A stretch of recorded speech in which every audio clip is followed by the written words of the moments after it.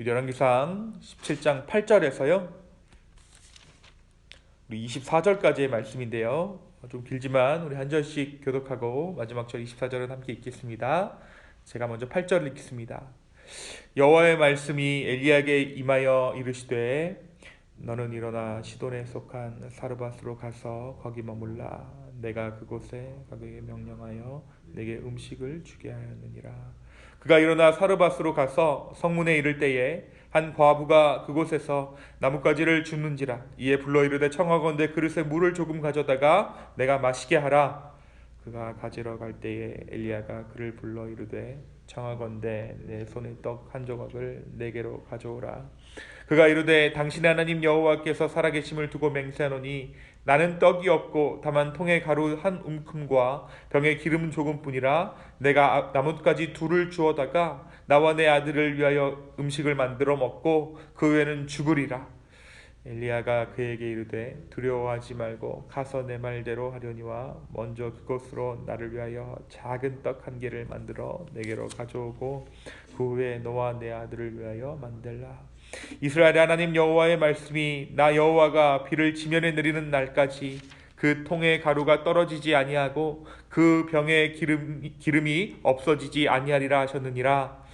그가 가서 엘리야의 말대로 하였더니 그와 엘리야와 그의 식구가 여러 날 먹었으나 여호와께서 엘리야를 통하여 하신 말씀같이 통에 가루가 떨어지지 아니하고 병에 기름이 없어지지 아니하니라. 이후에 그 집 주인 되는 여인의 아들이 병들어 증세가 심히 위중하다가 숨이 끊어진지라. 여인이 엘리야에게 이르되 하나님의 사람이여 당신이 나와 더불어 무슨 상관이 있기로 내 죄를 생각나게 하고 또 내 아들을 죽게 하려고 내게 오셨나이까?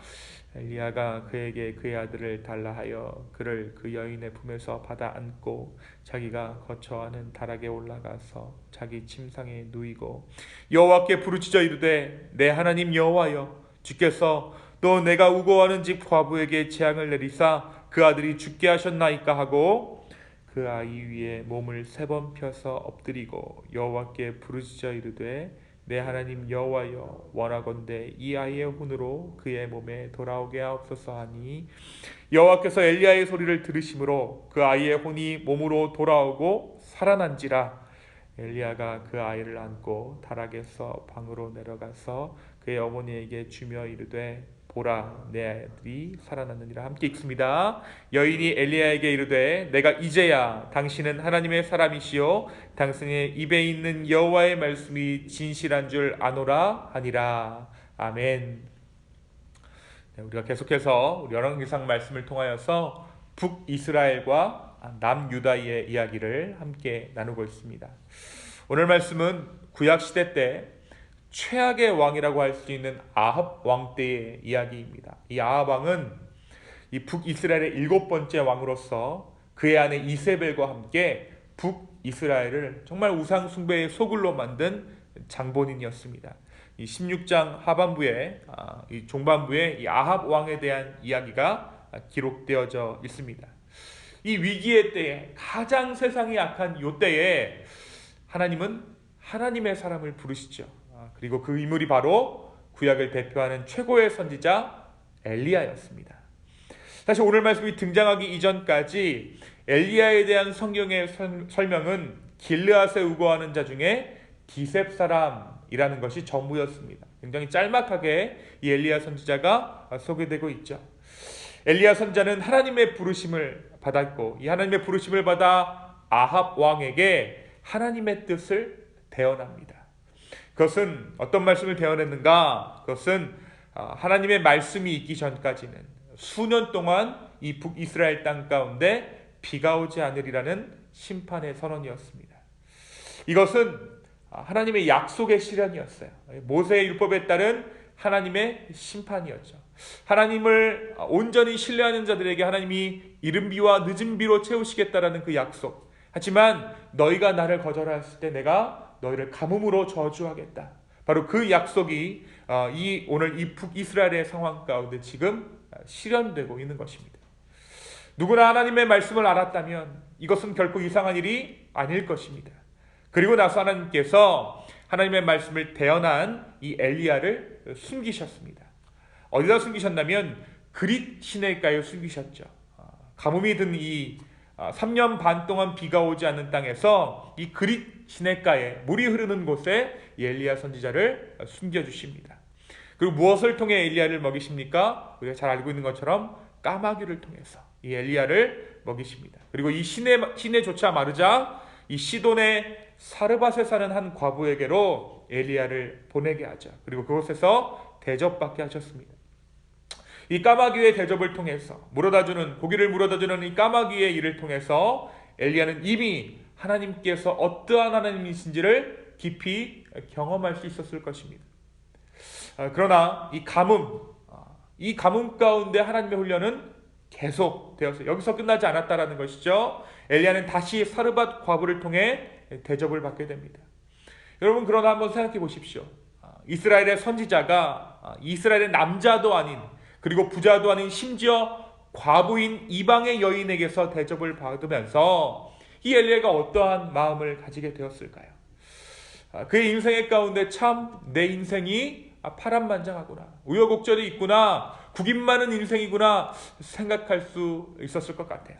내가 왜 까마귀가 물어다주는 고기를 먹어야 되고, 내가 왜 이 하찮은 과부에게 대접을 받아야 하는가, 정말 아무것도 없는 이방의 여인에게 내가 이 대접을 받는 내 신세가 참 어떻게 보면 비참하다, 비굴하다라는 생각을 이 엘리야가 했을 수도 있었을 것 같아요.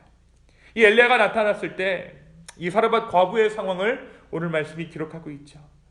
그들이 죽으려고 했습니다. 오랜 기근에 이제 아들과 함께 얼마 되지 않는 그 남은 조금의 가루를 그리고 기름을 떡으로 만들어서 이제 죽으려고 하는 이때에 엘리야가 나타난 거예요. 엘리야는 그런 과부에게 청컨대 너의 손에 떡 한 조각을 내게로 가져오라 라고 말합니다. 너무나 가혹한 요구죠. 이 부탁을 하는 엘리야도, 또 이 부탁을 받은 과부도 난감한 처지였다라는 것입니다.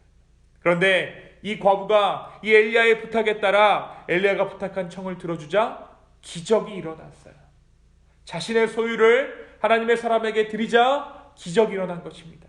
어떠한 기적입니까? 바로 하늘의 기적이 이 과부의 집에 임한 것이죠. 하나님의 나라가 임한 것이요, 오병이어의 기적이 지금 이 땅 가운데, 이 사르밧 과부의 가정 가운데 일어난 것입니다.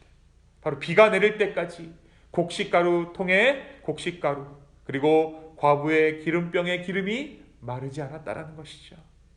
그런데 그러던 어느 날 이 과부의 아들이 병들어 죽게 됩니다. 하나님의 나라가 임했지만, 이미 하나님의 나라를 한번 경험했지만 여전히 이 땅 가운데는 고통이 있는, 죽음이 왕노릇하는 땅이기에 그 집에 지금 죽음이 임한 거예요. 그러니까 이 과부가 뭐라고 이야기합니까? 나의 죄를 기억하게 하려고. 이 죽음을 통해 이 과부가 자신의 죄를 기억하고 우리가 죽게 되었구나라는 것을 깨닫게 되었다는 것이죠. 그리고 절묘하게 엘리야가 나타났을 때 이 모든 일이 일어나니까 이 과부가 이 모든 탓을 엘리야에게로 돌리고 있는 것입니다. 이때 엘리야는 자신의 몸을 아이 위에 3번 펴서 엎드리는 기도를 통해 그 아이를 다시 살립니다. 결국 이 사건으로 인해 이 과부는 엘리야를 하나님의 사람으로 인정하게 돼요. 하나님의 말씀을 참된 진리로 받아들이게 됩니다. 24절에 보니까 여인이 엘리야에게 이르되 내가 이제야 당신은 하나님의 사람이시요 당신의 입에 있는 여호와의 말씀이 진실한 줄 아노라 하니라. 그제서야 과부가 엘리야를 인정하게 되었다는 것입니다. 이 과부가 구원의 반열에 들어가게 되었습니다. 사랑하는 성도 여러분, 이 오늘 말씀 우리에게 무엇을 말해주고 있을까요? 먼저 오늘 말씀은 믿음으로 사는 자의 삶에 대해서 이야기하고 있어요. 오늘 먼저 이 엘리야가 믿음으로 사는 자의 삶의 모양을 이야기합니다. 가뭄이 들자 한낱 짐승이었던 까마귀가 물어다주는 고기에 의지해서 삶을 연명했습니다. 시냇가에 물이 마르자 이번에는 이방 여인의 마지막 남은 식량을 구걸해야 하는 상황에 이릅니다. 거지 중에서도 가장 추접스러운 거지꼴이 되었다라는 거예요. 게다가 기적을 베푼 이 과부의 집에서 아들이 죽자 이 아들의 죽음을 자신의 탓으로 돌리는 억울한 일까지 당하게 됩니다. 그렇다면 왜 엘리야가 이러한 삶을 살아가야만 했습니까? 그 이유는 그가 하나님의 말씀을 받은 자로 아합 왕에게 하나님의 말씀을 선포했기 때문에, 하나님의 말씀을 전한 그 대가가 오늘 말씀이 이야기하는 엘리야의 삶의 모습이었던 것이죠. 또 과부는 어떻습니까? 과부는 정말 먹을 것 없어서 하루하루를 연명해야 하는 상황 가운데 가뭄이 들자 죽을 수밖에 없었어요. 그런데 어디서 하나님의 사람이라는 자가 등장해서 그 먹을 것조차 내오라고 이야기했을 때 이 과부가 어떻게 보면 믿음으로 반응한 거예요. 그것을, 그 가루를, 그 기름을 가지고 떡을 만들어서 엘리야에게 내어줍니다. 이 과부에게도 믿음의 흔적이 있었다라는 것이죠. 여러분, 때로 믿음으로 사는 것은 폼이 나지 않을 수 있어요. 좋은 일을 다 해주고도 좋은 소리를 듣는 것은 고사하고 오히려 욕을 먹는 것이 믿음으로 사는 사람들의 삶의 모습일 수 있습니다. 또한 먹을 것이 풍족하지 않습니다. 가진 것이 풍족하지 않습니다. 오직 하늘만 바라보고 살아가야 하는 인생일 수 있습니다. 그런데 이 엘리야의 믿음이 과부를 구원합니다. 또 이 과부의 믿음이 엘리야를 구원했어요. 한 영혼이 주님께 돌아오는 역사가 일어난 것입니다. 여러분, 믿음으로 사는 것은 때로 힘들고 고난의 연속일 수 있지만 그 과정을 통해 한 영혼이, 한 가정이 주께 돌아온다면 그것은 하나님께서 기뻐하시는 가장 귀한 인생이 될 것입니다. 오늘 믿음의 길을 포기하지 않고 온전히 그 믿음의 길을 걸어갈 수 있는 저와 여러분의 삶 되기를 예수님의 이름으로 축원합니다. 또한 그렇게 믿음으로 살아가는 자들에게 하나님은 하나님의 능력의 통로가 되는 특권을 우리의 삶 가운데 허락해 주신다라는 것을 이야기하고 있습니다. 하나님의 능력의 통로가 되는 것, 여러분, 이것은 어떠한 영험한 능력을 행할 수 있게 된다라는 의미보다 우리의 일상이 하나님의 나라가 된다라는 거예요. 하나님의 능력이 내 삶이라는 통로를 통과하기 때문에 내 삶은, 통로가 된 우리의 삶은 하나님의 나라일 수밖에 없다라는 것이죠. 죽어야만 갈 수 있는 것이 천국이라고 생각했는데 살아서 하나님 나라를 내 삶 가운데 경험하게 된다는 거예요. 내가 통로가 되었기 때문에.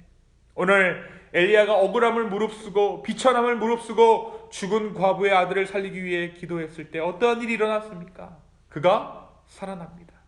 하나님의 능력이 엘리야의 삶을 통해 나타나게 된 것입니다. 이 과부 또한 마찬가지입니다. 이 과부가 믿음으로 엘리야에게 그 떡을 주었을 때 어떠한 일이 일어납니까? 오병이어의 기적이, 정말 그 기름병에 기름이 마르지 않는, 곡식가루 통에 곡식이 마르지 않는 그 하늘나라의 역사가 이 과부의 가정 가운데 일어나게 된 거예요. 하늘나라가 임한 것이죠. 천국이 임한 것입니다. 사랑하는 성도 여러분, 믿음으로 살면 천국이 내 삶 가운데 임하는 줄로 믿습니다. 오늘 이 사실을 믿어 내 삶 가운데 임하신 그 하나님의 나라를 경험할 수 있는 저와 여러분 되었으면 좋겠습니다. 내가 통로가 되어 하나님의 나라를 온전히 경험할 수 있도록 해달라고 주님께 능력을 구하는, 주님께 은혜를 구하는 이 아침 되기를 예수님의 이름으로 축원합니다. 이 시간 함께 기도하시겠습니다. 아버지 하나님, 오늘 이 아침에 우리가 다른 것 구하지 않습니다. 주의 은혜를 구합니다.